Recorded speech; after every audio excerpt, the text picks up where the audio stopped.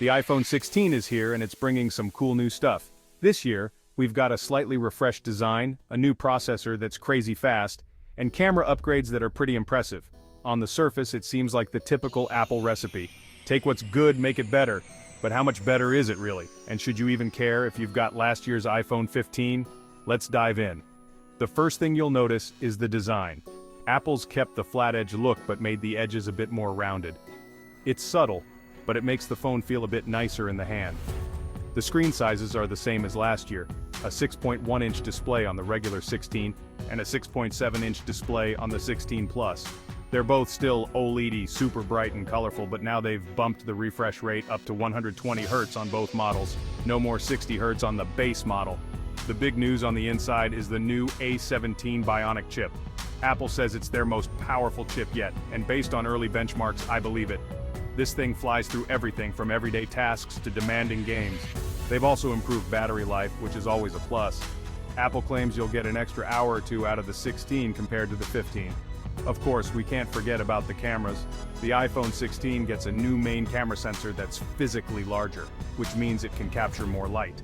This should translate to better low-light photos and videos. They've also added some new software features, like a smarter cinematic mode and improved image stabilization. Alright, let's break down the specs and see how the iPhone 16 really stacks up against the iPhone 15. Feature iPhone 16, iPhone 15. Display 6.1-inch OLED, 120 Hz, 6.1-inch OLED, 60 Hz, 120 Hz on Pro models. Processor, a 17 Bionic, a 16 Bionic RAM, 6GB, 6GB storage, 128GB, 256GB, 512GB, 128GB, 256GB, 512GB main camera, details of the iPhone 15's main camera, ultra-wide camera, details of the iPhone 15's ultra-wide camera, front camera, details of the iPhone 15's front camera, battery life up to X hours of video playback up to Y hours of video playback, other features. As you can see, the iPhone 16 boasts some impressive upgrades over its predecessor. The A17 Bionic chip is a significant leap forward in performance, and the display refresh rate bump to 120 Hz on the base model makes a huge difference in fluidity. So, what do all these specs actually mean in real-world use? Well, the first thing you'll notice is the speed. The A17 Bionic chip is incredibly fast. Apps open instantly, games run buttery smooth, and multitasking is a breeze. This is a phone that can handle anything you throw at it. The 120 Hz display is also a major upgrade. Everything feels so much smoother and more responsive. From scrolling through social media to playing games, it's one of those things that you don't realize you need until you experience it. The camera improvements are also significant, especially in low light. The larger sensor on the main camera really does make a difference. Photos are brighter, sharper, and have less noise.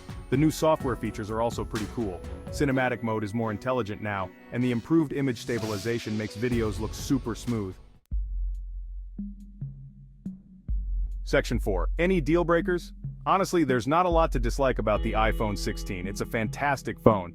However, there are a few things to consider. First, the price. The iPhone 16 starts at price, which is still a lot of money for a phone. If you're on a budget, there are definitely more affordable options out there. Second, some people might be disappointed that there aren't any groundbreaking new features this year. It's more of an iterative update, focusing on refining the existing experience rather than reinventing the wheel. Finally, if you're coming from a recent iPhone model like the iPhone 14 or even the 13, the upgrades might not feel significant enough to justify the cost of upgrading. Section 5. So, should you upgrade? So, the big question, is the iPhone 16 worth the upgrade? If you're coming from an iPhone 15, the answer isn't so clear-cut. The upgrades are definitely nice, but they might not be essential for everyone. If you're someone who really values having the latest and greatest tech, then sure, the 120 Hz display and the A17 Bionic chip are fantastic.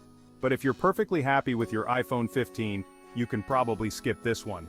However, if you're coming from an older iPhone, like the iPhone 13 or earlier, then the iPhone 16 is a much easier recommendation. The performance and camera improvements alone make it a worthy upgrade.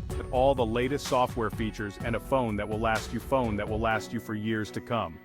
At the end of the day, the decision of whether or not to upgrade is a personal one. Weigh the pros and cons, consider your budget, and decide what's best for you.